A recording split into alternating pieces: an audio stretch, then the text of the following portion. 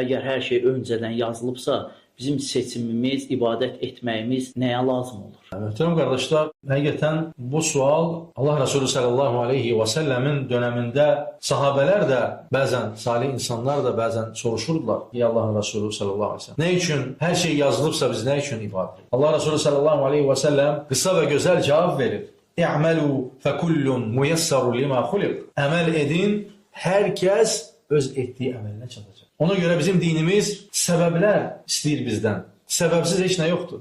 Və düşünün ki, yemək süfrəyə gəlib möhtərəm qardaşlar. Və sən də seçimin var, yeməyə ehtiyacın var. Və bu yemək sənə yazılıbsa, və sən nə üçün onu götürüb yeyirsən, onu çay içirsən, yeməklər qidalanırsan. Çünki onu özün istifadə edirsən. Öz əllərinlə.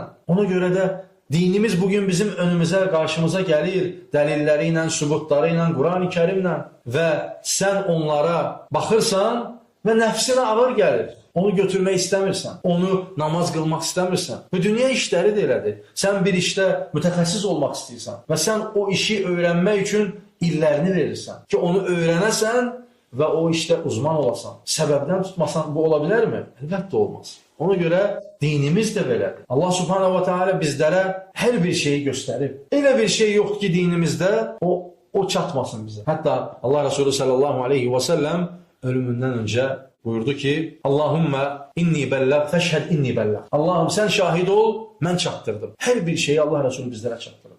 Və Quran-ı Kərim bizlərə hər şeyi çatdırıb. Nəyə görə insanlar bu şübhəni gətirir ki, bəs mənə ibadət yazılsaydı, mən ibadət edərdim. Bəs sənə yemək yazılıb ruzi. O sənin qarnına sən yemədən getmir axı.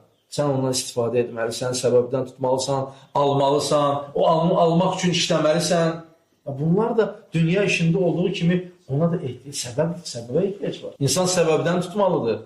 Səbəbdən tutmadan insana yalnız bu şeytani vəsvəsələrdir. Və bəzi İslam düşmənlərinin verdiyi vəsvəsələrdir ki, bizə gəlsəydi namaz qılmaq biz də qılardıq. Təbii ki, hidayət Allahın əlindədir. Sadəcə sən də səbəbdən tutmalısan, çalışmalısan. Sənə göstərilirsə, sən də cəhd etməlisən və gözləməməlisən ki, Allah mənə hara yazıbsa ora gedəcəm. Oturub gözləməməlisən belə. Necə ki, evdə oturub gözləmirsən, ruzi gəlib evimə düşəcək, gedirsən, işləyirsən, çalışırsan, qazanırsan, sonra ruzi gəlir. Eyni zamanda ibadət et, namaz qıl. Rəbbimiz Quran-ı Kərimdə buyurur ki, وَأَقِيمُ الصَّلَاةِ namaz qılın, وَآتُ الزَّكَاةِ zekat verin, Ramazanda oruç tutun. Bunlar hamısı bizlərə çatdırılıb. Ona görə də bu şübhələrə insan dalmamalıdır. Və çalışmalıyıq ki, dinimizi öyrənək, necə ki, dünyamızı axtarırıq, araşdırırıq, ən yaxşısına çatmaq istəyirik. Və İslam dini də, necə ki, birinci sualda buyurulduğu ki, bizim bu dünyaya gəliş qayəmiz ibadətdir. Və o edəcəyimiz və dünyada ən üstün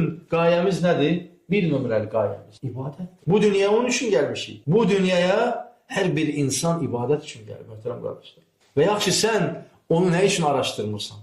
Nə üçün onu axtarmırsan? Nə üçün sənə sual yaranmır ki, Rəbbimiz o kəlamında bizlərə nəyi buyurur? Hamımız bilirik ki, Quran-ı Kərim bir bəşərin sözü deyil. Hamı onu bilir. Hətta bəzi İslam düşmənləri belə onu özləri sonradan təsdiq edirlər ki, bu insan sözü ola bilməz. Bu Allahın sözü, kəlamıdır. Ona görə Allah subhanahu wa ta'ala səni yaratdı və o kitabı, Quran-ı Kərimi göndərdi ki, səni doğru yola yönəltsin. Doğru yola çatasan, oradan baxasan. Peyğəmbərlər göndərdi ki, bizə çatdırsın. Ona görə möhtərəm qardaşlar, insan heç zaman oturub gözləməməlidir ki, mənə cənnət yazılıbsa cənnətə gedəcəm, cəhənnəm yazılıbsa cəhənnəm.